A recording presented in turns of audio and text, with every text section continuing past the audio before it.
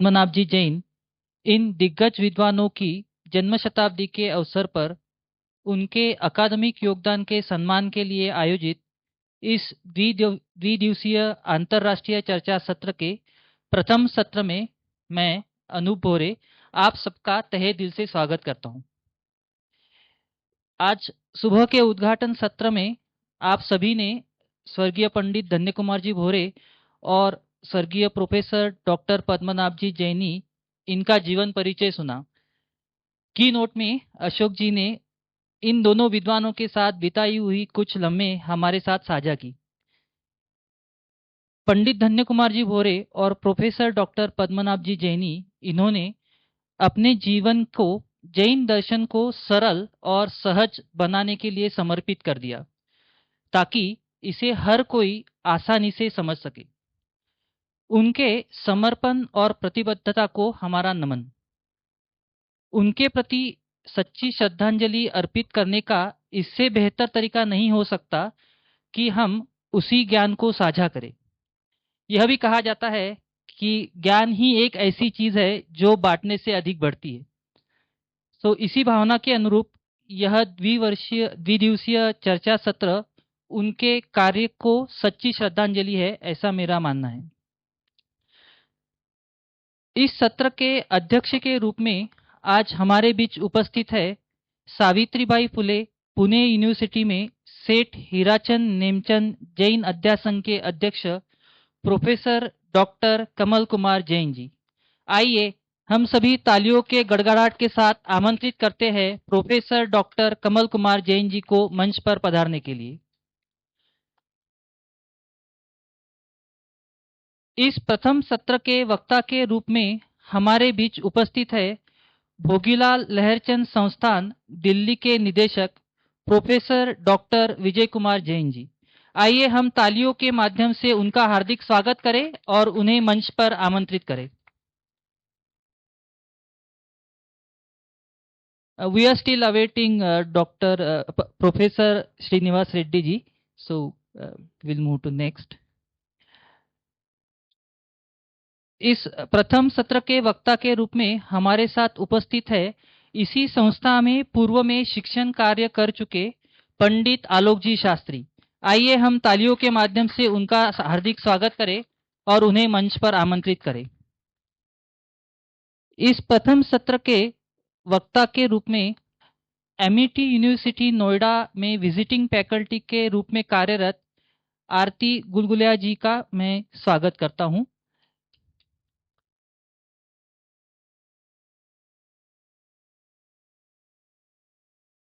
हम श्री महावीर ब्रह्मचर्याश्रम के ट्रस्टी श्री सुहास चौरे जी से विनम्र अनुरोध करते हैं कि कृपया इस सत्र के सभी विशिष्ट अतिथियों को सम्मानित करें। सुहास काका।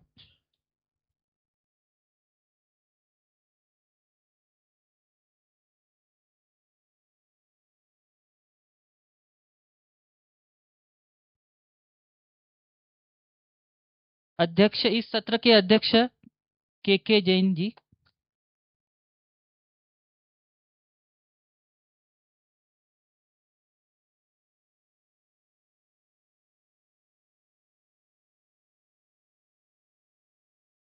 Professor doctor Vijay Kumar Jain ji.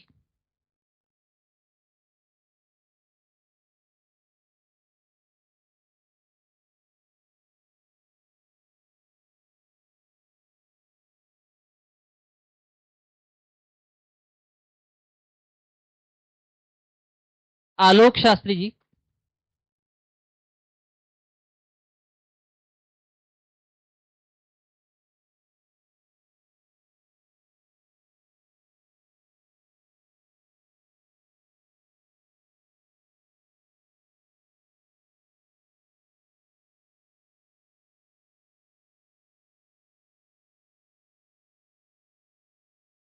आरती गुलगुलिया जी।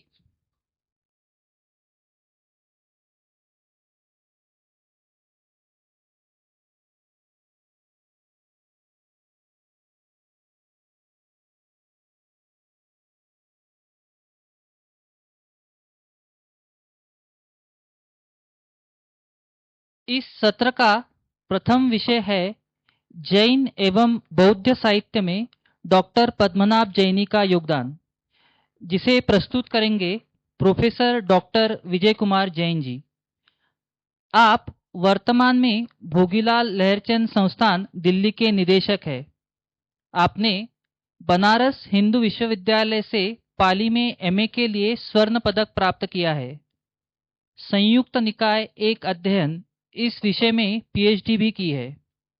आपके द्वारा 117 शोध पत्र, 28 संपादित पुस्तकें और 8 मौलिक पुस्तकों का प्रकाशन हुआ है। प्रोफेसर जैन ने 200 से अधिक राष्ट्रीय और अंतर्राष्ट्रीय संगोष्ठियों में भाग लिया है और 50 से अधिक विश्वविद्यालयों में व्याख्यान दिए हैं। उन्हें श्रुतरत्न, आचार्य ज्ञान सागर पुरस्कार और आचार्य समंतभद्र सम्मान सहित कई प्रतिष्ठित सम्मानों से अलंकृत किया गया है। प्रोफेसर विजय कुमार जैन जी, हम आपसे निवेदन करते हैं कि कृपया हमें जैन एवं बौद्ध साहित्य में डॉक्टर पद्मनाभ जैनी का योगदान इस विषय अपने विचारों से लाभान्वित करें।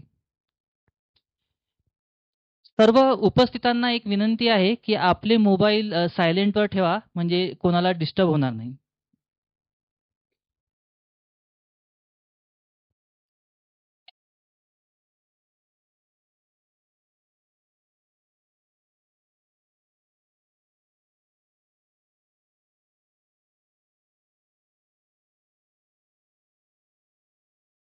तो उसका सारांश है, थोड़ा धीमा करिए, वंदे तद्गुण लब्धये, कि हम उनके गुणों की कुछ प्राप्ति कर सकें तो हमारा यह कार्यक्रम सफल होगा।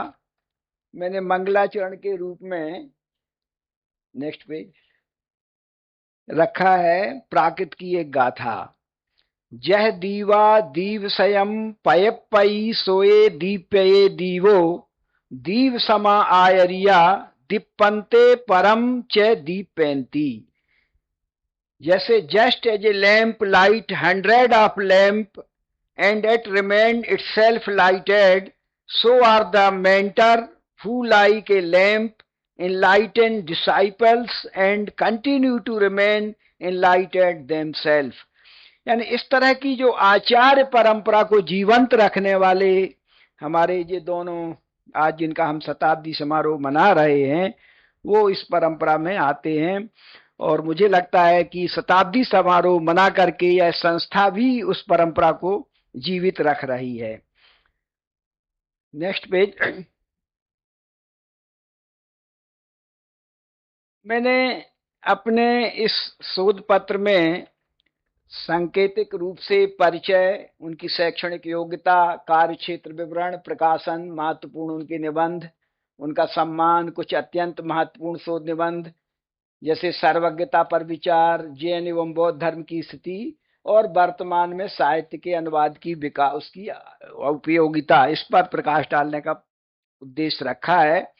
इसी बात को मैं थोड़ा सा विस्तार करूंगा, लेकिन सबसे पहले मैं प्रोफेसर अशोक जी के प्रति कृतज्ञता ज्ञापित करता हूं कि बताया गया कि मैंने 200 संगोष्ठियां मतलब उसमें सम्मिलित हुआ हूं। मुझे लगता है ये मेरी पहली संगोष्ठी होगी, क्योंकि इतने महान विद्वानों का जो परिचय हमने आज सुना है, उससे लगता है कि हम लोगों का जीवन सफल हो रहा है। हम लोग समझते हैं जैन सिद्धांतों को पढ़ने की अपेक्षा अनुभूति की ज़्यादा उसमें आवश्यकता होती है, उसका ज़्यादा महत्व है। तो मैं उसको अनुभूति के रूप में मैं स्वयं खड़ा हूँ। कैसे कि देखिए, जिस तरह से वो 10 साल की अवस्था में गुरुकुल में आ गए थे, मैं भी 10 साल की अवस्था में कटनी के जैन विद्यालय गुरुकुल में आया था। तो उस पूरी गुरुकुल परंपरा से मैंने भी अपना जीवन यापन किया है। तो कटनी का जो जैन विद्यालय पंडित जगन मोहन लाल जी थे, उसके बाद हम लोग 10वीं पास करने के बाद हम लोग सियादबाद महाविद्यालय में आए। सियादबाद महाविद्यालय के बाद काशी हिंदू विश्वविद्यालय में आए। तो उस तरह की पूरा जीवन शैली, महाजनों एन कथा पंथा, यानी ये लोग जो महाजन लोग हैं उनके पंथ को अनुगामी करने वाले में मैं भी एक छोटा सा अंश हूँ। काशी हिंदू विश्वविद्यालय में एक परंपरा थी कि वहाँ संस्कृत पढ़ने के बाद काशी बीएचयू में एमए करने की परंपरा थी कि एमए करने के लिए लोग जाते थे, रोजगार सुलभ हो जाए इसकी दृष्टि से। तो उस समय हमारे जो गुरु थे वो डॉक्टर केसी जैन थे। केसी जैन, प्रोफेसर केसी जैन आप जानते होंगे, अशोक जी जानते होंगे, वो 1960 में काशी हिंदू विश्वविद्यालय में लेक्चरर हुए थे। डॉक्टर केसी जैन, केसी जैन हमारे गुरु थे। केसी जैन के अग्रगामी थे पद्मनाभ एस जैनी, और यह परंपरा पाली बौद्ध दर्शन को पढ़ने की शुरुआत यानी मार्गदर्शन इन्हीं से प्राप्त हुआ।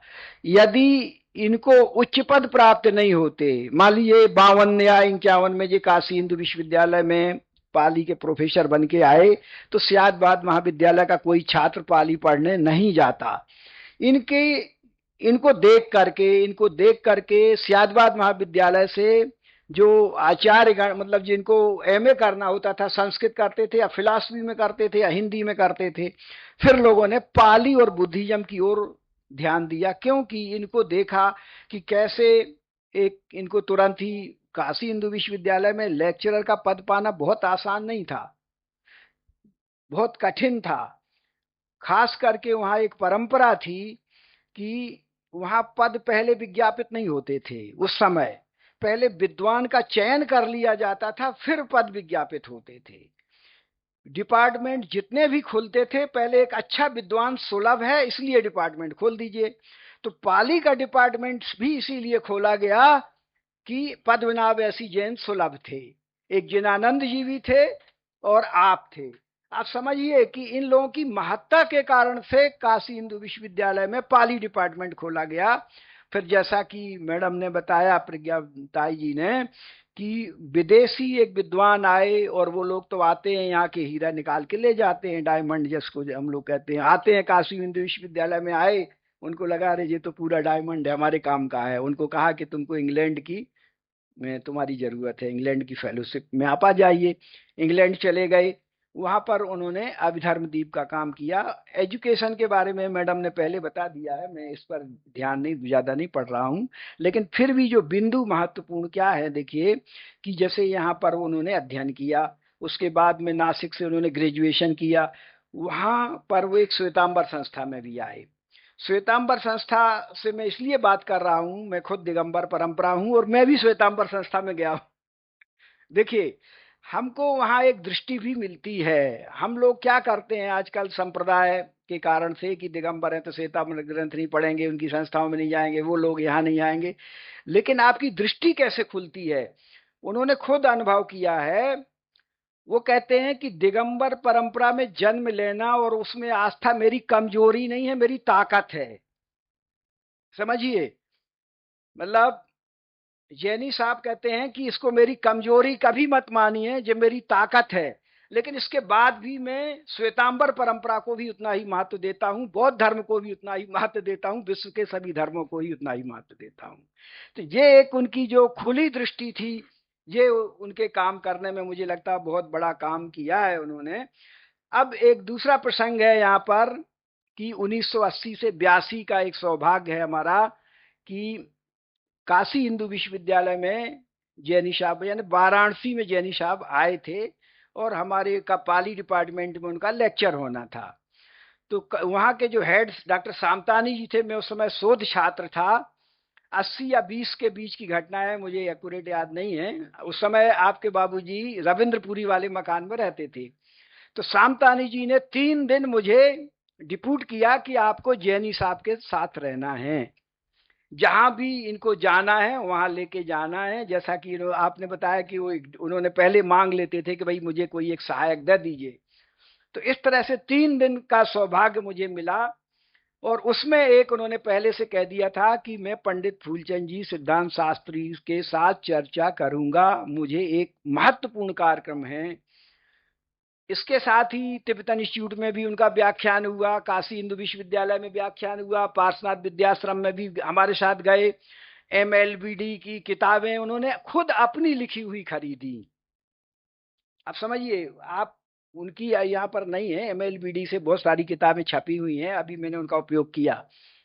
तो मैंने उनसे पूछा कि आप अपनी ही छापी हुई किताबें बुक सेलर से वैसे गिफ्ट में क्यों नहीं मांगते हैं? उन्होंने कहा कि भाई उसको 10-15 जो प्रति देनी थी दे दी, अब मैं क्यों मांगू?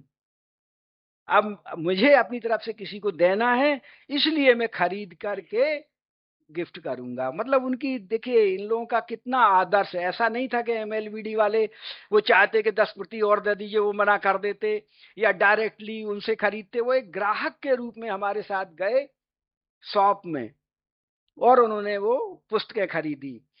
वैसे मतलब व्यक्तिगत जीवन में मुझे लगा कि देखिए कितनी परंपरा के प्रेमी हैं। वो छात्र जीवन में कपड़े का एक बैग खरीदा करते रहे होंगे। पहले कपड़े का बैग आता था, एक बेल्ट से 4-5 उसमें वो पॉइंट रहते थे, ऐसे ऐसे करके बंद करते थे। वो बेल्ट जरूर खरीदना है। अब वो उस समय तक भी मिलता, बड़ी मुश्किल से मिला। कपड़े का बेल्ट, बोले मैं प्रारंभिक जीवन में एक कपड़े का बेल्ट उपयोग करता था। बेल्ट नहीं, बैग। बैग, बेडिंग की जगह नहीं, बैग में अच्छी सारी पुस्तकें आ जाती हैं और वो पहले सस्ता सुलभ हुआ करता था। इसी तरह से छोटा सा प्रसंग है कि वो डायमंड होटल में ठहरे हुए थे। गर्मी का ऐसा अवसर होगा कि हम लोग एंट्री किए और जाते ही उसने पानी जल वो ला के देता है, जो बहरा वगैरह होता है, कि लीजिए जल लीजिए। मुझे भी प्यास लगी थी लेकिन उन्होंने मना कर दिया। तो मुझे भी मतलब मैंने भी संकोच में नहीं पिया, और जाते ही कमरे में सबसे पहले पानी पिए। तो मैंने कहा कि ऐसा क्यों किया आपने? गेट में ही पानी की उपलब्धता थी, फिर आपने वहां क्यों नहीं लिया, इधर आ। वो कहते किसी की सेवा मुक्त नहीं ली जाती है। अगर हम उससे जल एक गिलास पानी लेते हैं तो फिर उसको टिप्स भी दें। इसलिए हम क्यों अनावश्यक मतलब व्यय करें, या ना करें तो उसको अच्छा नहीं लगेगा। वो तो मोहताज होते हैं कि अगर पानी पिलाया है तुरंत कुछ टिप्स भी देगा। इस तरह के मतलब 2-3 बातें मुझे बहुत पिंच की थी। अब आइए पंडित फूलचंद जी के साथ उनका, अब देखिए तिब्बतन इंस्टीट्यूट में उनका व्याख्यान हुआ, बीएचयू में व्याख्यान हुआ। मुझे बिल्कुल भी याद नहीं है कि किस बिंदु पर क्या बात हुई, लेकिन पंडित जी के साथ में जो संवाद हुआ उसके 2 बिंदु याद हैं। पंडित जी से उन्होंने पहला क्वेश्चन ही किया कि आपकी दिगंबर परंपरा में स्त्री मुक्त क्यों नहीं मानते हैं।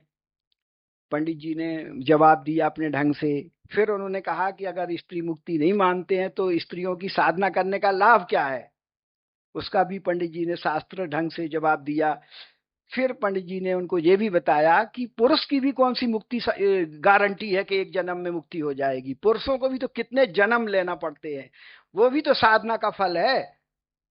और अगर उसमें तीव्रता होगी साधना की तो जल्दी उसकी मुक्ति हो जाएगी।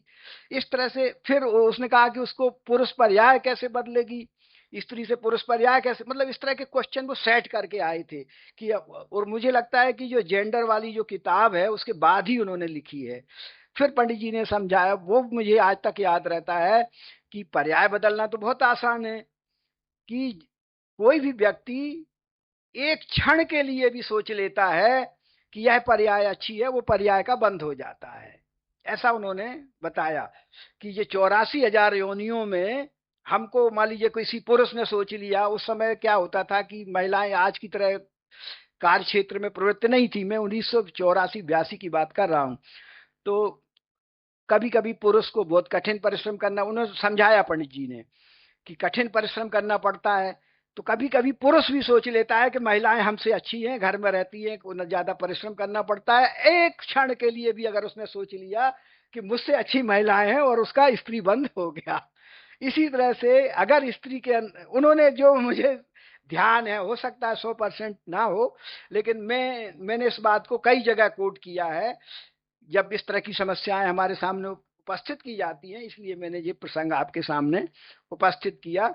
अब मैं थोड़ी सी और बात करता हूं कि देखिए वैसे तो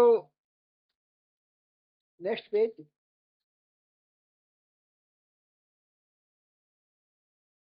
एक, हाँ,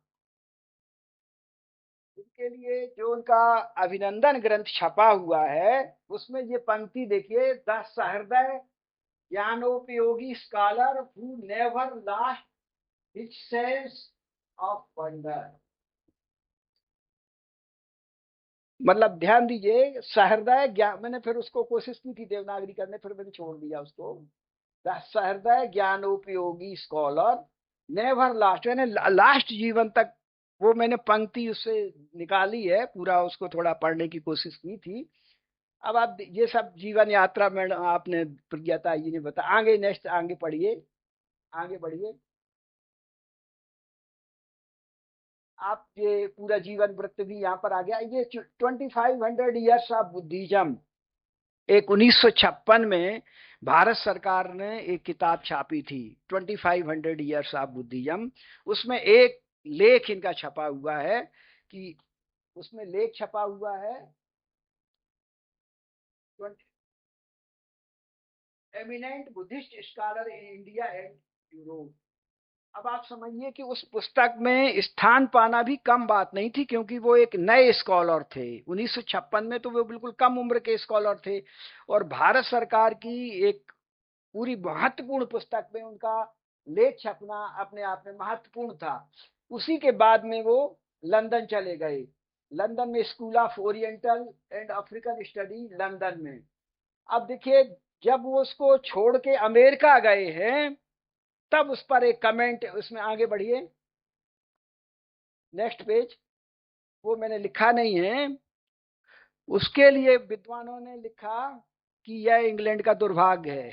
अब सोच लीजिए, एक पंक्ति कमेंट्स जो आए इंग्लैंड से जब वो अमेरिका गए, तो एक विद्वान, मेरे पास सब है, रिकॉर्ड में है, तो एक विद्वान ने लिखा कि ये इंग्लैंड का दुर्भाग्य था कि वो व्यक्ति इंग्लैंड छोड़ करके अमेरिका चले गए। उसी बीच में पीटीएस, पॉलिटेक्स सोसाइटी, जो अंतरराष्ट्रीय की बहुत ही सम्मानित संस्था थी, वहां से भी उनके बहुत सारे ग्रंथ छपे हुए हैं। एक ये लिस्ट है, मैं कुछ उनके दो चार मतलब, अब आप देखिए प्राकृत साहित्य में एक गाथा है, मैं इसको पूरा पढ़ता नहीं हूं।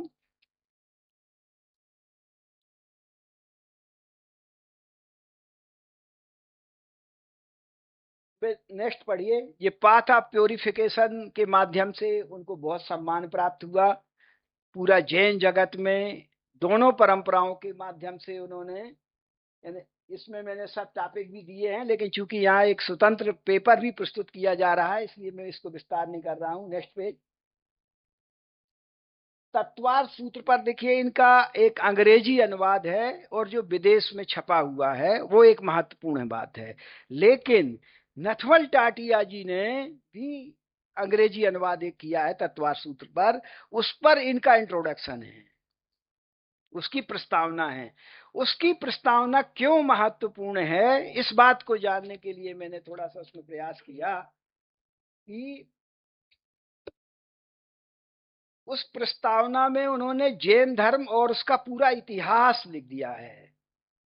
आप लोग पढ़िए, देखिए, जिसको भी संक्षेप में आप, खाली 2600 वर्ष का इतिहास नहीं है, पूरा प्राचीन काल से लेकर के उसकी जो प्राचीनता है, इतने कम शब्दों में मैंने क्या किया फिर इसको, कि ये लगभग 15-20 पेज, जिसका हिंदी अनुवाद मैंने किया, क्योंकि मैं खुद जानना चाहता था कि किस तरह से, कौन से बिंदु इन्होंने उभारने के प्रयास किए हैं जो हम लोग भी नहीं जानते हैं। एक इस आर्टिकल को मिला करके, और एक उनका आर्टिकल है जैन धर्म और बौद्ध धर्म। उसमें जैसे जैन धर्म और उसका इतिहास में जितने राजा लोगों ने सम्मान किया, वो सब इसमें उद्धृत है। और बाद में ये भी दिखाने का प्रयास किया गया है कि राजाश्रय समाप्त हो गया। जैन और बौद्ध धर्म दोनों को राज्याश्रय प्राप्त हुआ 1000 साल।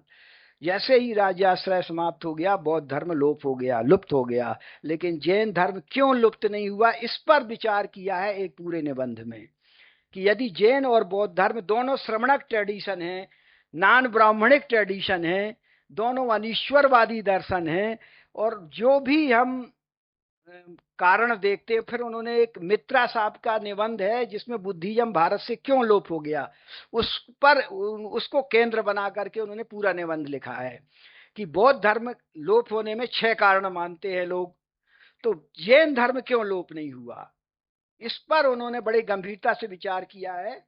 और ये निबंध पढ़ने लायक है, आप समझिए, जिसको भी इस तरह की बातों में, उसका शीर्षक है कि मतलब अंग्रेजी का हिंदी अनुवाद है कि भारत में बौद्ध धर्म का लुप्त होना और जैन धर्म का अस्तित्व, विरोधाभास पर एक अध्ययन, यानी एक, क्योंकि सेम ट्रेडिशन है और जो कारण माने जाते हैं कि इस कारण से बौद्ध धर्म लोप हो गया, वो जैनियों के ऊपर लागू हो रहा था, लेकिन उसके बाद क्यों बचा रह गया, इस पर उन्होंने बहुत, देखिए एक एक तो है, जैसे पहली बात तो उन्होंने 7 कारण दिए बौद्ध धर्म के लोप होने में। मुझे समय का संकेत बता दीजिएगा, कोई दिक्कत नहीं। बुद्धिज्म के लोप होने के 7 कारण दे करके फिर जैनिज्म की कैसे समीक्षा की है। तो एक तो उन्होंने कहा कि कोई भी धर्म जब चरम सीमा में पहुंच जाता है तो थकावट आ जाती है। थकावट का मतलब होता है कि वो लोग उससे अरुचि हो जाती है। दूसरा कारण दिया शाही संरक्षण वापस लेना, यानी हजारों साल के बाद में जो हम लोग मानते हैं शुंग काल और बाद में आता है तो संरक्षण समाप्त हो जाता है। फिर तीसरा है ब्राह्मणवादी उत्पीड़न, बुद्धिज्म को समाप्त करने में। फिर उन्होंने लिखा कि ब्राह्मणवादी उत्पीड़न में जैन लोग भी, ऐसा नहीं है कि बिल्कुल उत्पीड़ित नहीं हुए, लेकिन पूरी तरह से क्यों उत्पीड़ित नहीं हुए, तो उसमें उन्होंने जिनसेन का भी योगदान माना है कि आचार्य जिनसेन ने किस तरह से जैन परंपरा को थोड़ा सा मॉडिफाइड भी किया है, समाज के साथ में मिलाने का भी प्रयास किया है। फिर एक उसमें मुस्लिम आक्रमण, देखिए उन्होंने काउंट किया। फिर इसमें असेसमेंट किया है कि उसके बाद भी जैन कैसे बचे रह गए।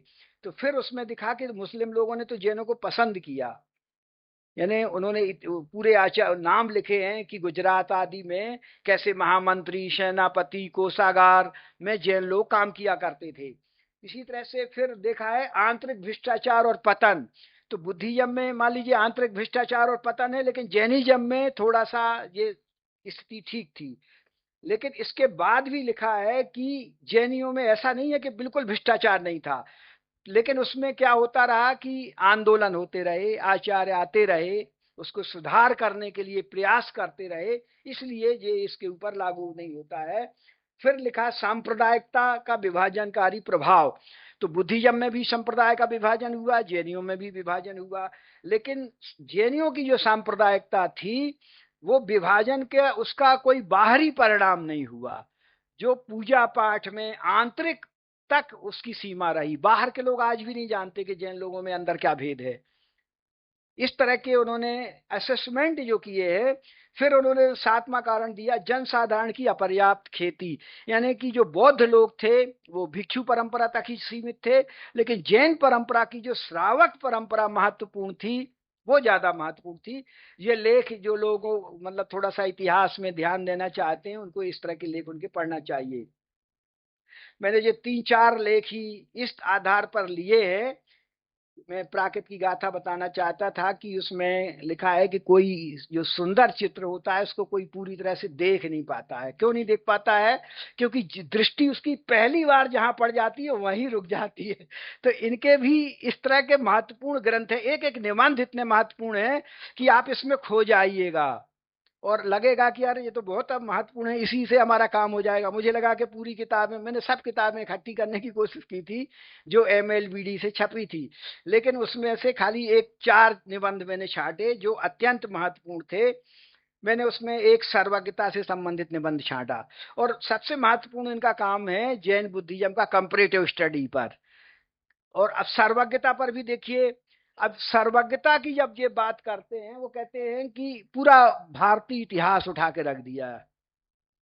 बोले कि बौद्ध लोगों की और जैन लोगों की सर्वज्ञता पर दूसरे लोग प्रश्न चिन्ह क्यों उठाते हैं, इस पर उन्होंने चर्चा की। वो कहते हैं कि दूसरे दर्शन ईश्वरवादी हैं और जैन बौद्ध दर्शन अनीश्वरवादी है। उनको समस्या यह है कि ये अनीश्वरवादी होकर के अपने आप को सर्वज्ञ क्यों मानते हैं। इसलिए वैदिक परंपरा वाले लोग जैन जैन बौद्धों की सर्वज्ञता पर आक्षेप करते हैं। इस पर बहुत लंबी डिबेट हुई है जैन बौद्धों की सर्वज्ञता पर। खास करके जैनों की सर्वज्ञता पर बुद्धिज्म ने भी आक्षेप किए हैं और जैनों की सर्वज्ञता पर मीमांसकों ने भी आक्षेप किए हैं। उनका कहना है कि इसकी सिद्धि ना प्रत्यक्ष प्रमाण से होती है, ना अनुमान प्रमाण से होती है, किसी भी प्रमाण से नहीं होती है। लेकिन जब सबका मत उपस्थित करने के बाद जैनी साहब कहते हैं कि इसका एक ही महत्वपूर्ण बिंदु है या दो तीन महत्वपूर्ण बिंदु है कि जैनियों की सर्वज्ञता की सिद्धि होती है। उसका कारण क्या है कि इसमें अंतर विरोध कम है। यानी दूसरे परंपराओं में, अब आप वैदिक परंपरा को ले लीजिए, तो उसमें एक परंपरा दूसरी परंपरा कोई तालमेल ही नहीं होता है, उसमें अंतर विरोध बहुत ज्यादा है। बौद्धों की परंपरा में भी थेरवाद, शून्यवाद, विज्ञानवाद, ये सब इस तरह में अंतर विरोध बहुत ज्यादा है। लेकिन जैनियों का वो कहते हैं कि ये श्वेतांबर होना, दिगंबर होना या तेरापंथी होना, बीसपंथा सिद्धांतों का मतभेद नहीं है, इसलिए उनकी सर्वज्ञता पर विश्वास किया जा सकता है। और भी कई सारे उन्होंने बिंदु रखे हैं कि किस तरह से जैनियों की, यानी जैसा कि अशोक जी ने कहा है कि वो कुल मिलाकर के जैनियों की जो मूल स्थापनाएं हैं उन पर उनकी अटूट आस्था थी। यद्यपि वो पूरा भ्रमण कर लेते थे, पूरे विश्व को भ्रमण कर लेते थे। इसी तरह से क्रिश्चियनिटी और जैनिज्म पर भी एक निबंध है, मुझे मिल नहीं पाया, नहीं, हाँ कोई आगे पढ़ेगा उसमें, तो वो भी एक मतलब इंटरेस्टिंग है कि उसको भी लोगों को पढ़ना चाहिए। तो इस तरह से मैंने एक तो ये तत्वार सूत्र वाली ग्रंथ की जो प्रस्तावना थी, जिसमें जैन धर्म का इतिहास बहुत ही महत्वपूर्ण है, एक सर्वज्ञता वाला लेख है, और तीसरा लेख है कि ये, अच्छा, चौथा एक लेख है जो जेंडर और साल्वेशन में गोल्डमैन ने, उनकी रॉबर्ट्स गोल्डमैन ने उसकी प्रस्तावना लिखी है, फॉरवर्ड लिखा हुआ है। इसमें देखिए, इसमें इन्होंने कितने, मतलब जैसे कि आप बता रहे थे कि 100 पेज के लेख में 50 पेज का कमेंट आ जाता है, तो मुझे लगता है कि उनकी 50 पेज की तो उनकी प्रस्तावना होगी। हमने उसका अनुवाद किया है, 21 पेज में उसका अनुवाद किया है। इन्होंने भी बहुत ही महत्वपूर्ण किए हैं कि इसमें पूरा एक, कहने को तो वो जैन दिगंबर श्वेतांबर की स्त्री मुक्ति की बात थी, छोटी सी बात थी, तो जो लोग दो तीन बिंदुओं के आधार पर समझ लेते हैं। लेकिन जो ने जिसमें जेनी साहब ने जेंडर एंड सल्वेशन में रॉबर्ट्स गोल्डमैन ने प्रस्तावित किया है कि इसमें पूरी विश्व में जो स्त्रियों के प्रति जो व्यू है वो सब उपस्थित कर दिया गया है। फिर उसके बाद में सिर्फ ऐसा नहीं है कि उनके साथ अन्याय ही किया गया है, सामयिक परिस्थितियों का भी उसमें देखा गया है, अवलोकन किया गया है कि कौन कौन सी किस किस समय की परिस्थिति थी। आज मान लीजिए इतना विकसित समाज हो चुका है, इतनी सुविधाएं हैं, लेकिन पहले तो इतना विकसित समाज नहीं था हमारा। तो बहुत सारे कारण थे, मतलब उन्होंने ये कारण नहीं माना है कि हम खाली क्या कहते हैं, एक वो कहते हैं ना कि पुरुषवादी विचारधारा के कारण ही ऐसा किया गया है, मात्र ऐसा नहीं है। इस तरह से फिर उन्होंने पूरा इस पर देखिए कितने मौलिक ग्रंथों पर उन्होंने विवेचना की है, सूत्र रख दिए गए हैं, मतलब खाली उसको कमेंट में नहीं दे दिया गया है आपको को, चाहे सुत्त पाउल से लेकर के जितने भी मूल ग्रंथ हैं सबके उद्धरण दिए हैं। मैंने खाली उनका नाम यहाँ पर उपस्थित करने का प्रयास किया है। ये हमारा पेज नंबर 9 में है, पेज नंबर 9 अगर आप उसको निकाल सकते हैं। हाँ यही है, ठीक है, करेक्ट है। इसमें देखिए आचार्य कुंद कुंद के सुत्त पहाड़ की मूल गाथाएं कोट करने के बाद जैसे सेकेंडरी सोर्स का वो उपयोग करना बिल्कुल पसंद नहीं करते थे, ये जो आपने बात कही है। दूसरा, उन्होंने न्याय कुमुदचंद प्रभाचन का भी उपयोग किया है, तात्पर्य वृत्ति जयसेन जी के द्वारा जो प्रवचन सार की कमेंट्री है, फिर श्वेतांबर आचार्य गुणरत्न द्वारा तर्क भाष्य वृत्ति ली है, इसी ये मेघ विजय जी द्वारा। इस तरह से उन्होंने प्रतिपादित किया है कि पहले की जो परंपराएं थी उन्होंने तो मूल सूत्रों में उद्धरण उद्धरण कर दिया है, लेकिन जो डिबेट होना शुरू हुआ है, जो मेघ विजय जी जो श्वेतांबर आचार्य हैं उनके बाद में फिर ये हमारे परवर्ती आचार्यों ने इस पर डिबेट करना शुरू किया है, और इनके सब संदर्भ भी दिए हैं और अत्यंत ही महत्वपूर्ण है। मैं समझता हूँ कि आपका आधा घंटा समय हो गया होगा, इसलिए मैं ज्यादा आपसे समय नहीं लेता हूँ। लेकिन एक बात मैं जरूर कहना चाहता हूँ मेरे मन में जो है, और इस संस्था के प्रति, कि इनके जो निबंध हैं वो अनुवाद करके इनकी पुस्तकें छपवाने लायक हैं। भारतीय संस्करण आने चाहिए, तभी उसका सही उपयोग हो सकता है। और अगर हम ऐसा नहीं करते हैं तो उसके प्रति ज्यादा न्याय नहीं करेंगे, क्योंकि मुझे तो स्वयं इसका इतना बहुत लाभ हुआ है। मैंने आपको एग्जाम्पल बता दिए कि 3-4 निबंध पर ही हम जा पाए हैं, लेकिन ऐसा लगता है हमारा निबंध अभी पूर्ण इसलिए नहीं हुआ है कि एक एक ही निबंध की हम खाली चर्चा ही कर पाए हैं। उसके गंभीरता में तो खाली मैंने क्या किया है, अगर बहुत 2-3 घंटे समय होते तो मैं खाली वो रेड मार्क सुनाता कितने महत्वपूर्ण है, यानी उनके कमेंट जो हैं कि हर एक। अब जैसे देखिए, वो कह रहे हैं कि जीवित रहने वाला एकमात्र धर्म जैन धर्म है पूरे भारत में। क्यों ऐसा उन्होंने कहा? क्योंकि उनका कहना तो ये भी है कि वैदिक परंपरा में कितने धर्म आए, कौन कितने परिवर्तन हो गए। आज योग परंपरा का कोई उपस्थित नहीं है। कौन सा वैदिक परंपरा थी, कौन से उसके श्रावक हैं, वो कहाँ परिवर्तित हो गए। एकमात्र जैन धर्म एक ऐसा है कि वो प्रारंभ से लेकर के अभी जीवित है। जीवित परंपरा में उन्होंने एकमात्र को स्वीकार किया है। ये कम बात नहीं है, बहुत बड़ा चैलेंज किया है उन्होंने। इस तरह से बहुत सारी बातें थी इन शब्दों के साथ में।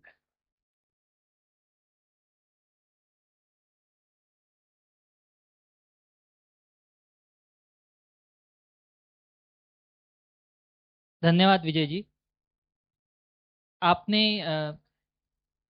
जैन धर्म राजाश्रय हट जाने के बाद भी कैसे टिका रहा इसकी वजह बहुत अच्छे तरह से समझाई, और प्रोफेसर पद्मनाभ जी जैनी के किताबों के साथ हम सबकी पहचान करवाई, जिसके बाद मुझे लगता है सबको ये किताबें खुद होके पढ़ने की प्रेरणा जरूर मिली होगी। पद्मनाभ जी जैनी ने जो सभी रिलीजन्स की कंपैरेटिव स्टडीज की, उसके बारे में भी आपने बहुत अच्छा प्रस्तुतिकरण किया है। और how Jain religion has retained its originality. I think that was very important point. So thank you very much, Vijay ji.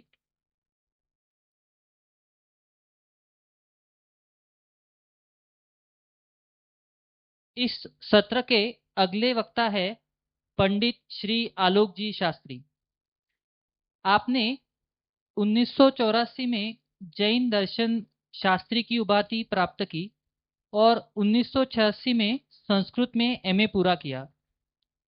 आपने श्री महावीर ब्रह्मचर्याश्रम कारंजा लाड इसी संस्था में अध्यापन का कार्य किया है। वर्तमान में आचार्य पुच्चपात सर्वार्थ सिद्धि के समीक्षात्मक अध्ययन पर एकलव्य विश्वविद्यालय दमोह से पीएचडी का कार्य पूर्ण कर रहे हैं। संस्था से निवृत्त होने के बाद भी आप संस्था से जुड़े हुए हैं और विभिन्न कार्यों में अपना अमूल्य योगदान दे रहे हैं।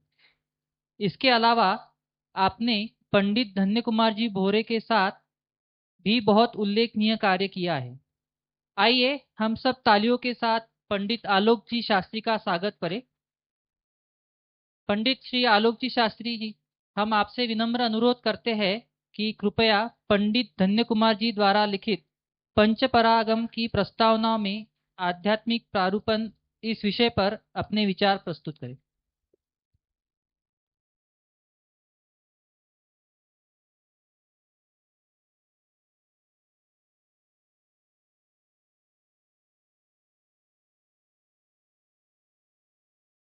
मंगलम भगवान वीरो मंगलम गौतमो गणी मंगलम कुंद कुंदाद्यो जैन धर्मोऽस्तु मंगलम सर्वमंगल्य मांगल्यम सर्वकल्याणकारकम प्रधानम सर्वधर्माणाम जैनम जयतु शासनम जैनम जयतु शासनम। अभी इसी दोपहरकालीन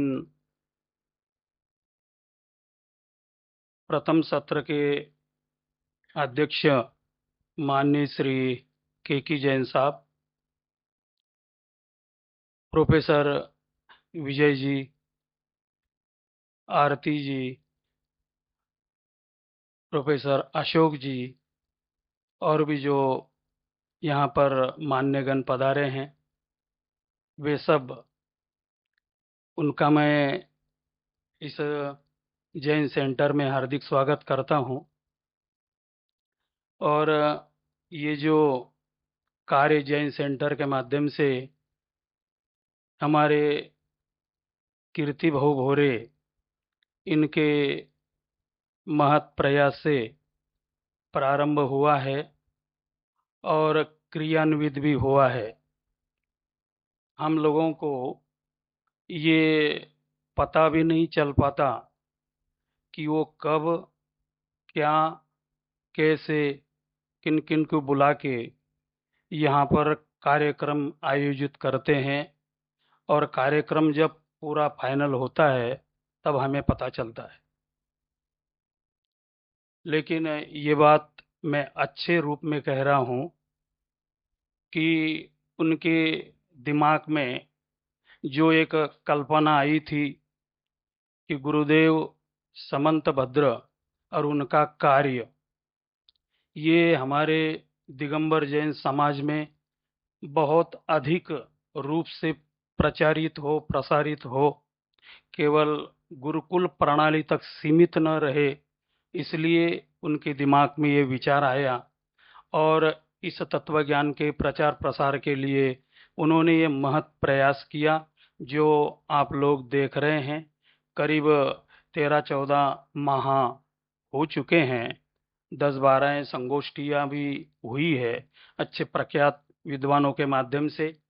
मुझे यहाँ पर जो आज समय दिया गया है वो अनायास दिया गया है, इसलिए मैं अनायास बोल रहा हूँ कि हमें पंडित धन्य कुमार जी भोरे और ये कारंजा नगरी जो जैन संस्कृति की नगरी कही जाती है, जैन संस्कृति, जैन काशी, इस कारंजा नगरी को कहा जाता है। तो यहाँ पर प्राचीन काल से मूल आचार्यों की भाषा में स्वाध्याय की परंपरा आज तक चालू है। किसी ने अशोक जी ने शायद कहा होगा सुबह कि मूल भाषा में ही आचार्यों का स्वाध्याय होना चाहिए, ग्रंथों का स्वाध्याय होना चाहिए। उसमें जो आनंद आता है वो प्रवचन विश्लेषण वाली भाषा में नहीं आता है, हिंदी भाषा में नहीं आता है। लेकिन इसलिए भी ये कारंजा महान है कि उस बात की परंपरा आज भी यहाँ पर चालू है। टीकाओं के साथ, गाथाओं के साथ अर्थ करना, समझाना, उसके बाद में हिंदी भी पढ़ना, ये बातें यहाँ चलती है। मुझे पंच परमागम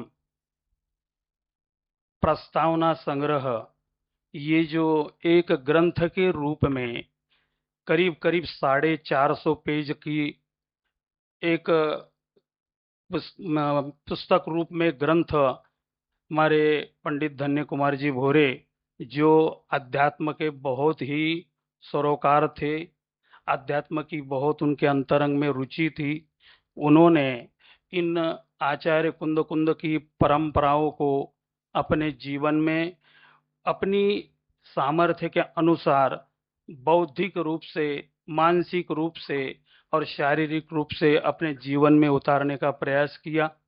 मेरे जीवन में 20-25 साल उनके साथ में मैं जो रहा, उनके जीवन का जो एक अध्यात्म था, इन ग्रंथों का स्वाध्याय, उसके बाद में उनकी प्रस्तावना, मैं तो ये आज के समय, आज इस प्रसंग पर, जैसे हमारे पंडित धन्य कुमार जी भोरे ने पंच परागम परमागम प्रस्तावना संग्रह की रचना की, वो हमारे लिए, हमारे युवाओं के लिए, जो स्वाध्याय जिनके जीवन में बहुत करने की आदत नहीं होती है, उन लोगों के लिए बहुत उपकारी ग्रंथ है वो। जैसे आप किसी युवक को समयसार ग्रंथ दिखाओगे तो घबरा जाता है, इसमें प्राकृत चाहिए, संस्कृत चाहिए और फिर इसमें क्रियापद चाहिए, व्याकरण का ज्ञान चाहिए। लेकिन एक युवक ऐसा भी होता है कि भैया आप सारांश रूप में बताइए इस ग्रंथ में क्या है, और वो काम पंडित धन्य कुमार जी ने प्रस्तावना संग्रह में किया है। अगर आप समय सार ग्रंथ की प्रस्तावना पढ़ेंगे तो आपको ये महसूस होगा कि मेरा तो समय सार ग्रंथ का स्वाध्याय हो चुका। इतने सारे प्रसंग उसमें दिए। मैं तो सामने अशोक जी बैठे हैं, जैसे ये प्रस्तावना संग्रह प्रकाशित हुआ तो मैं तो सिद्धांत शास्त्री फूलचंद जी का भी एक प्रस्तावना संग्रह प्रकाशित होना चाहिए, जो पूरे दिगंबर जैन समाज में पूरे भारतवर्ष में उपयोग वाला होगा।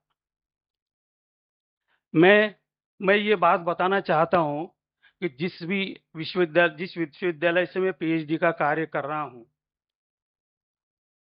पूज्य पादाचार्य की सरवार सिद्धि, उसका समीक्षात्मक अध्ययन, उस ग्रंथ के कार्य के लिए मुझे आदरणीय फुलचंद जी सिद्धांत साहब की जो टीका है उसका कम से कम 65% उपयोग हुआ है।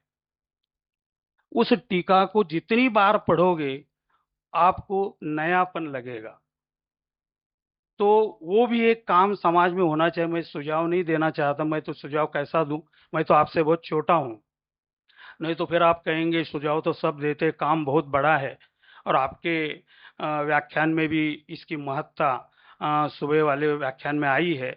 तो मैं तो ये कहूँगा हम भी मेहनत करेंगे, आप भी मेहनत करो, और क्या चाहिए उसके लिए क्या किया जा सकता है, लेकिन फुलचंद जी साहब की प्रस्तावना संग्रह भी प्रकाशित होना चाहिए। बहुत मेहनत का काम नहीं है, जो प्रस्तावनाएं छपी है उन्हीं प्रस्तावनाओं को फिर से एक रूप होकर के हमें छपाना चाहिए, बड़े ग्रंथ बड़ा हो, लेकिन उससे पंडित जी साहब की एक पहचान बनी रहेगी कि ये फुलचंद जी सिद्धांत साहब का ये प्रस्तावना संग्रह, क्योंकि उनकी बहुत सारी प्रस्तावनाएं हैं।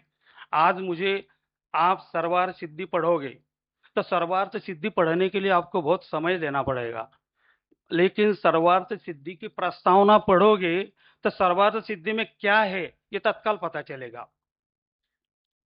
ऐसे ही धन्य कुमार जी साहब ने जो काम किया है, जैसे अब ये नियम सार बहुत कम लोग स्वाध्याय करते हैं, पंचायत सिकाय बहुत कम लोग स्वाध्याय करते हैं, लेकिन भाई ये पंच परमागम है, आचार्य कुंद कुंद की धरोहर है, और उसमें से अध्यात्म का माखन निकालना बहुत जरूरी होता है। देखिए, मैं पंडित जी के साथ जाता था प्रेस के कार्य करने के लिए बाहर शिविरों में। तो एक समय मैं भोजन करने बैठा तो उन्होंने मेरे से मजाक में पूछा, क्या कि आलोक क्या कर रहे हो? तो मैंने कहा कि मैं भोजन कर रहा हूँ। बोले गलत उत्तर है। मेरे साथ रहने के बाद में भोजन करते समय ये कह रहा है कि मैं भोजन कर रहा हूँ, तो वो ये कह रहे थे कि मेरे से अभी कुछ सीखा नहीं तू। मैं बोले को फिर मैं ऐसा कहूँ, मैं व्यवहार से भोजन कर रहा हूँ और निश्चय से ज्ञान कर रहा हूँ, ये कहूँ क्या? बताइए आप में से किसी ये जवाब सही है? नहीं है ना सही। वो ये बोल रहे थे, अरे वो तो ठीक है। क्या बोलते थे धन्य कुमार जी? व्यवहार की बात तो ठीक है, काटते नहीं थे, लेकिन ज्ञान करता हूं ये बात परम सत्य है, यह हमें आचरण में लाना चाहिए। नहीं तो ये व्यवहार से ऐसा है, ये निश्चय से ऐसा है, आत्मा व्यवहार से ऐसा है, निश्चय से ऐसा है, ऐसा करते करते करते करते सब अपनी जीवन शैली पूरी हो रही है। लेकिन पंडित जी साहब ने ऐसा काम नहीं किया है। धन्य कुमार जी साहब ने उन्होंने अपने जीवन में स्वांत सुखाय एक अध्यात्म को सिरमौर रखा है। किसके साथ में? अध्यात्म के बारे में किसी के साथ समझौता नहीं किया उन्होंने, कभी समझौता नहीं करते थे वो। कि कभी कभी मुझे ऐसा लगता है कि गुरुदेव समंत भद्र जो थे, उन्होंने तो उन्हें इस प्रकार का भी आशीर्वाद दिया था कि आचार्य कुंद कुंद, टीकाकार अमृतचंद्र, जयसेन, इनकी अध्यात्म रस से परिपूर्ण ऐसे साहित्य का संपदा दो मराठी में आविष्कार करने का अध्यात्म की अंतरंग से ही रुचि, इस प्रकार से उन्होंने अपनी रुचि को उस ग्रंथों को पी गए थे। वो देखो, एक ग्रंथ को प्रस्तावना में पूरा स्पष्ट करना वो बहुत बड़ी बात होती है, वो सामान्य बात नहीं होती है। प्रस्तावना जब भी किसी ग्रंथ की लिखी जाती है, वो प्रस्तावना पूरे ग्रंथ का कई बार स्वाध्याय करने के बाद ही लिखी जाती है।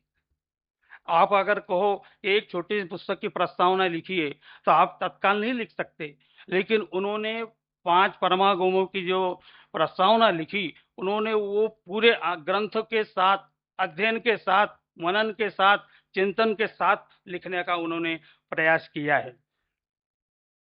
गुरुदेव समंतभद्र, उन्हें जब उनके जमाने की बात बोल रहा हूँ, तो उन्हें तत्वज्ञानी पंडित के रूप में उन्होंने मानते थे कि ये तो पंडित कैसा है, ये तत्वज्ञानी पंडित जी है। दूसरी बात, उन्होंने एक आशीर्वाद रूप में उन्होंने ये कहा था गुरुदेव ने कि श्रुत ज्ञान वर्णीय कर्म का क्षयक्षम प्रशंसनीय है। उनके लिए ये गुरुदेव समंतभद्र ने जो आशीर्वचन दिया था कि इनका जो श्रुत ज्ञान वर्णीय का क्षयोक्षम है बहुत विशेष रूप से है, इसलिए आपको इस जैन दर्शन में पूरा जीवन समर्पित कर देना चाहिए। ये बहुत बड़ी बात होती है। देखिए, गुरुदेव समंतभद्र में एक विशेषता थी, वो व्यक्ति को, समाज को पहचानने की बहुत अभूतपूर्व उनमें कला थी। उन्होंने कारंजा को भी पढ़ लिया था, कारंजा के लोगों को भी पढ़ लिया था। नहीं तो ऐसे 107 साल से ये संस्था चल रही है भाई साहब। कितने साल से? 7 साल से।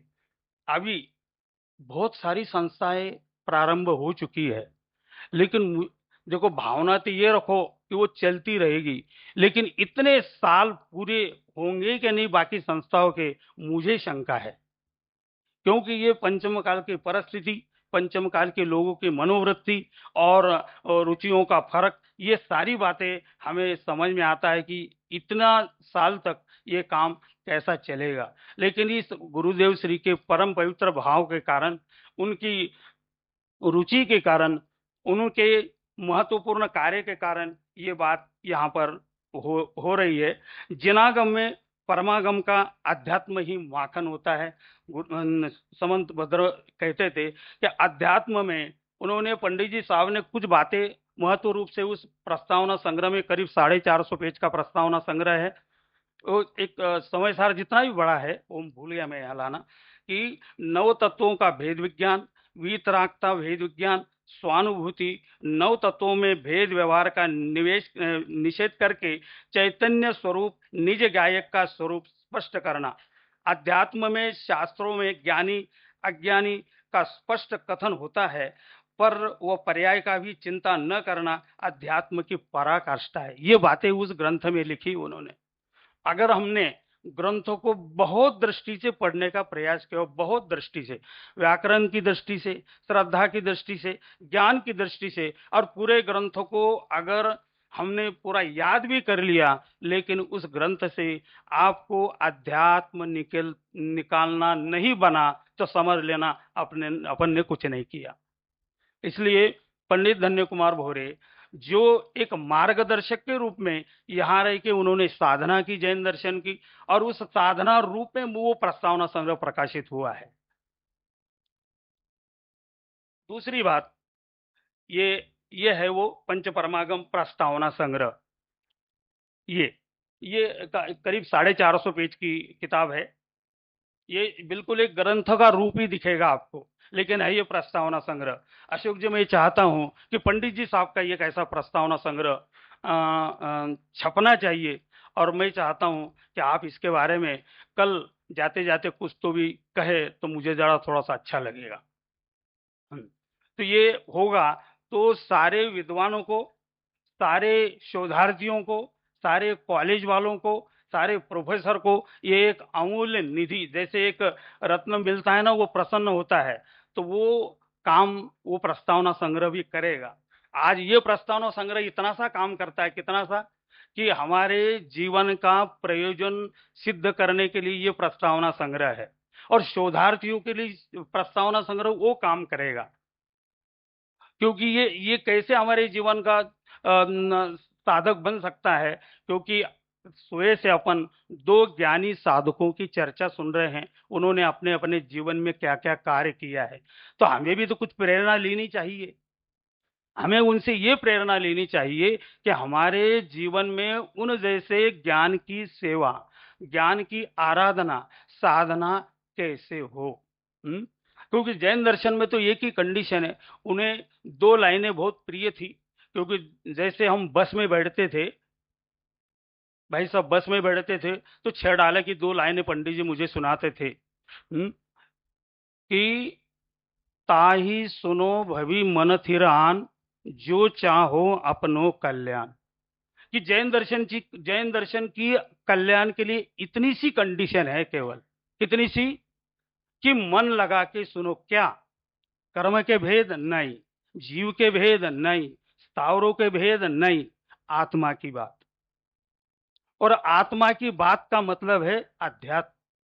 वो जो मन लगा के सुनने का प्रयास करता है, रुचि से सुनता है, उसके जीवन में धर्म उतरता है और वही जीव मोक्ष मार्ग तक पहुंचता है। ये केवल पढ़ना लिखना, सारे दृष्टि से पढ़ना, नीचे बहुत सारे संदर्भ दे देना, संदर्भों के साथ अध्ययन करना, आत्म कल्याण उससे भी हो सकता है। लेकिन हमें अगर जीवन में अध्यात्म की साधना करने का प्रयास नहीं हुआ जैन दर्शन में मिलने के बाद में भी, तो शायद हमें जैन दर्शन का मूलभूत लाभ जो है वो मिल नहीं पाएगा।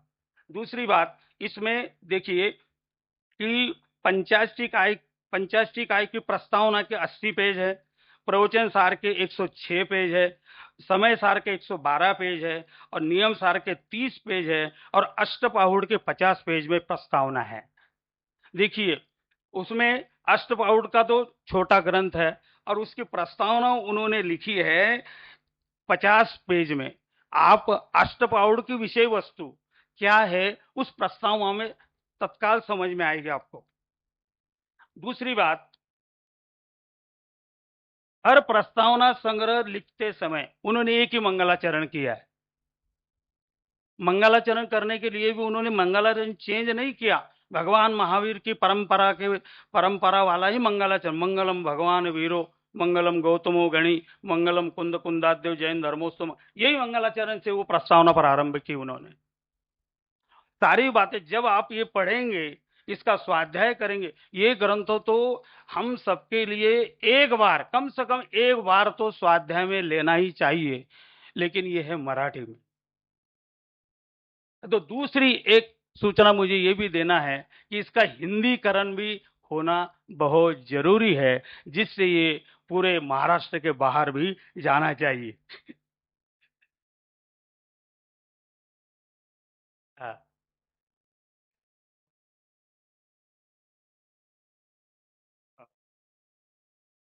सुन रहा हो? सुन लिया, मैंने सुन लिया। मुझे ये पता था कि जब मैं ये बात बताऊंगा तो कुछ ना कुछ रिएक्शन आएगा सामने। मैंने दोनों भी जो सुझाव दिए हैं, मैं उन सुझावों में से अपने आप को अलग नहीं करता हूं। जो मुझे मेरा सहयोग होगा, जिस बौद्धिक, शारीरिक, आर्थिक, वो बराबर में करने का प्रयास करूंगा। आप चिंता मत करें, मैं अकेला कोरा सुझाव देके अलग होने वाला नहीं हूं। लेकिन आप लोगों के मस्तिष्क में ये विचार आना चाहिए और आपके तो जरूर आना चाहिए।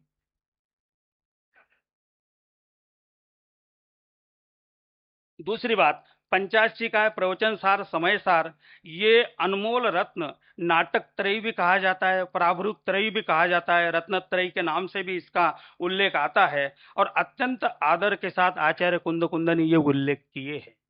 देखिए ना, इस प्रकार की जो चर्चाएं केवल आपको प्रस्तावना संग्रह से मिलेगी। आप इसमें से भी अपना जो भाव है ग्रंथों का वो निकाल सकते हो, नोट्स निकाल सकते हो। इसमें ग्रंथ गाथाओं के उदाहरण हैं, उन्हें संस्कृत टीकाओं की लाइनें हैं, सारी बातें हैं इनमें।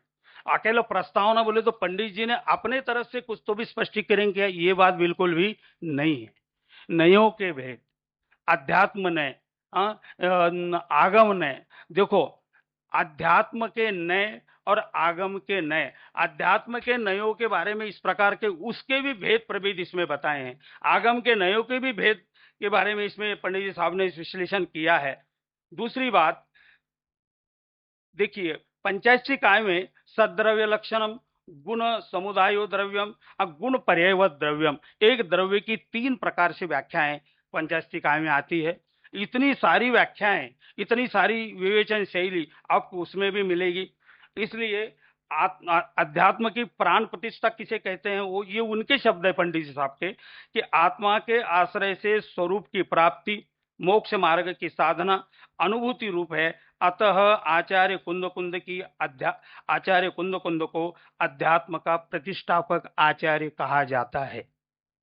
मुझे कीर्ति भाव ने एक ही बात बताई थी कि आदरणीय धन्य कुमार जी भोरे, इनका पंच परमागम प्रस्तावना संग्रह में जो अध्यात्म की बात उन्होंने की है, केवल उतनी बात आपको करना है, ज्यादा की बात मैं कर चुका एक्चुअल, वो मेरे से गलती हुई है।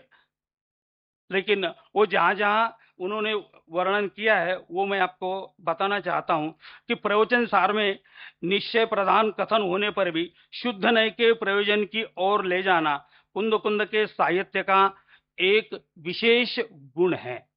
भले ही आगम के नए बताएंगे, अध्यात्म के नए बताएंगे, लेकिन आगे चल करके अध्यात्म को सामने रख करके आत्म कल्याण का जो उद्देश्य है वो सामने रख करके वो बात करते हैं। ऐसा नहीं वहां छोड़ देंगे। इसलिए वो भी बात है, नियम सार में भी स्वांत सुखाय के हिसाब से वर्णन किया हुआ है। समय सार को उन्होंने जैन जीवन दृष्टि कहा है।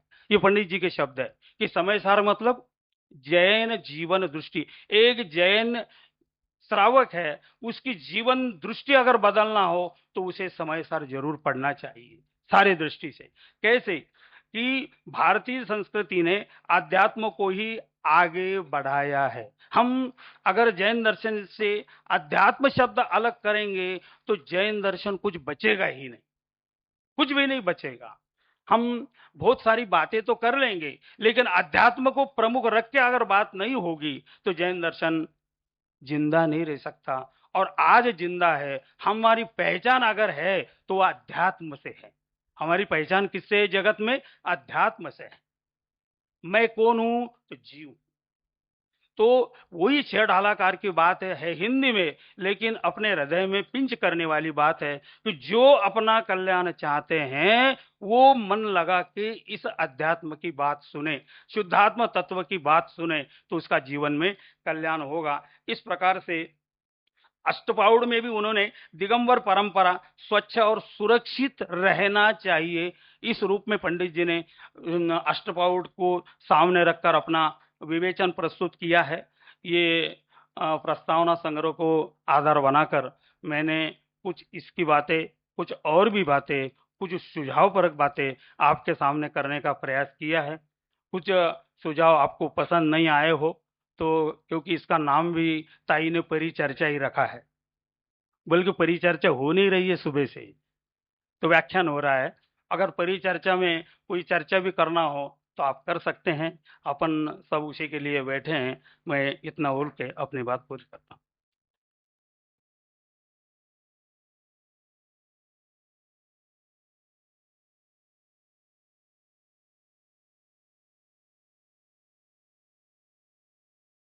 धन्यवाद आलोक जी। यहाँ एक बात के लिए मैंने माइक ले लिया है। जैसा कि अभी आलोक जी ने सुझाव दिया है पंडित फुलचंद जी साहब के प्रस्तावना के बारे में, तो आप में से शायद बहुत लोगों को पता नहीं होगा कि सर्वार्थ सिद्धि की जो प्रस्तावना पंडित जी साहब ने लिखी है उसको सरकार मतलब मेरे ख्याल से उत्तर प्रदेश वाली सरकार, हाँ, शासकीय पुरस्कार प्राप्त है लेखन के लिए। उसके एक आवृत्ति में वो छपा है, हर आवृत्ति में नहीं आया है, लेकिन जो एक पुरानी आवृत्ति मेरे पास है उसमें वो लिखा है कि शासकीय तौर पर उनको शासकीय लेवल का पुरस्कार उनको प्राप्त हुआ है उत्कृष्ट लेखन के लिए। मतलब ये चीज भी हमको पता होनी चाहिए कि अगर प्रस्तावना लेखन भी इतने स्टैंडर्ड का होता है कि शासकीय पुरस्कार उसको मिला है। और जरूर इस तरह का संग्रह का आप कोई विचार करेंगे, क्योंकि ये इतना उच्च गुणवत्ता वाली सब। धन्यवाद। आलोक जी ने हमें पंचपरागम ग्रंथों की प्रस्तावनाओं से अवगत कराया। ग्रंथों का सार प्रस्तावनाओं में कैसे उतारा है और ये प्रस्तावना लिखने के लिए इन ग्रंथों का कितना डिटेल्ड स्टडी करना पड़ता है, ये सब उन्होंने हमें अच्छी तरह से समझाया। और पंचपरमागम ग्रंथों में जो अध्यात्म है उसे जानने की प्रेरणा दी है। धन्यवाद आलोक जी। इसके बाद हम एक छोटा सा ब्रेक लेंगे, टी ब्रेक, और 10 मिनट के बाद इस सत्र का हमारे साथ